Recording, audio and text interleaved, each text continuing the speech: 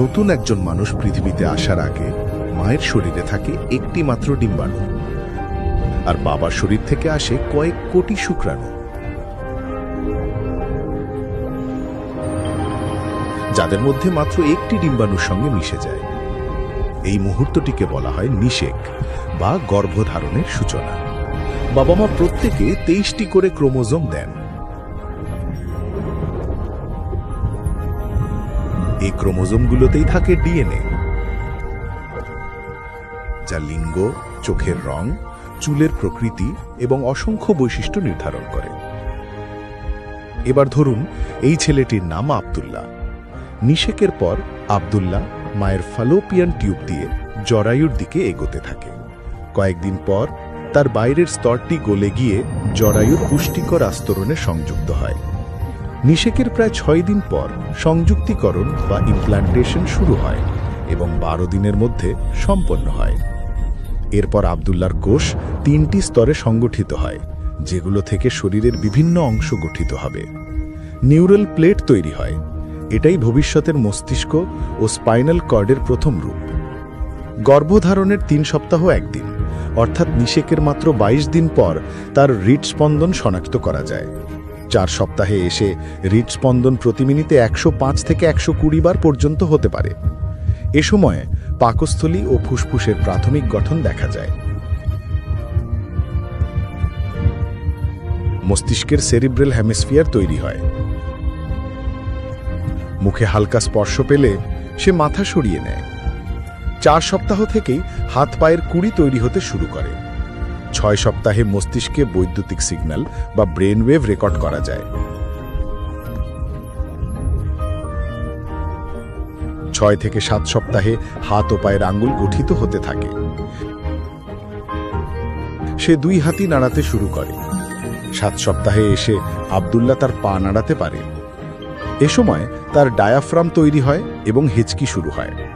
তার হৃৎপিণ্ডে 4টি প্রকোষ্ঠ সম্পূর্ণ হয়। আঙুল আলাদা হয়, কোনোই বাঁকায়। চোখে রঙের পিগমেন্ট তৈরি হয়। 7 থেকে 8 সপ্তাহে চোখের উপরের ও নিচের পাতাগুলো দ্রুত বাড়ে এবং 8 সপ্তাহে এসে প্রায় সম্পূর্ণভাবে বন্ধ হয়ে থাকে। 9 থেকে 10 সপ্তাহে আব্দুল্লাহর ওজন 50% বেশি বেড়ে যায়। তখন থেকে তাকে আর ভ্রূণ বা এমব্রায়ো না বলে ফিটাস বলা হয়। তার হাত পায়ের নখ গজায় এবং তার নিজস্ব ফিঙ্গারপ্রিন্ট তৈরি হয়। সে ডান হাত বেশি নাড়াতে পছন্দ করে। এই অভ্যাস জন্মের পরও থাকতে পারে।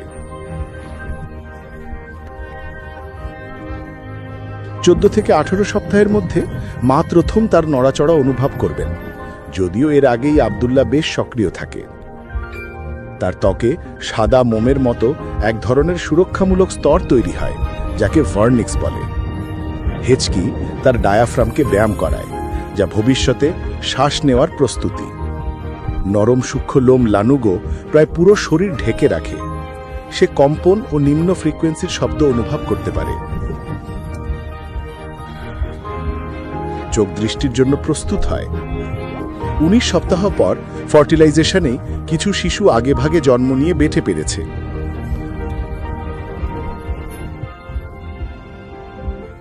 আব্দুল্লাহর চোখ আবার খুলে যায় এবং জোরে শব্দ হলে সে পলক ফেলে।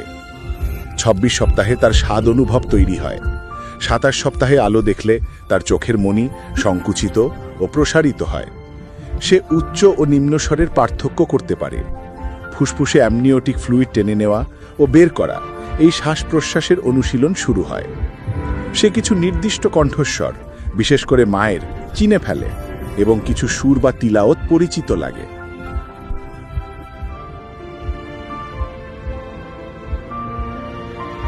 মাথায় চুল গজায় এবং গালের চর্বির প্যাড শক্ত হয়, যা জন্মের পর স্তন্যপানকে সহজ করবে।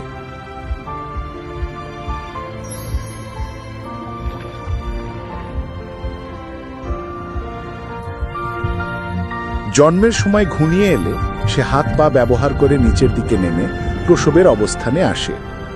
যখন আব্দুল্লাহ জন্ম নিবে তার আগেই সে 9 মাস ধরে পৃথিবীর জীবন শুরু করার জন্য প্রয়োজনীয় সব প্রস্তুতি সম্পন্ন করে ফেলবে।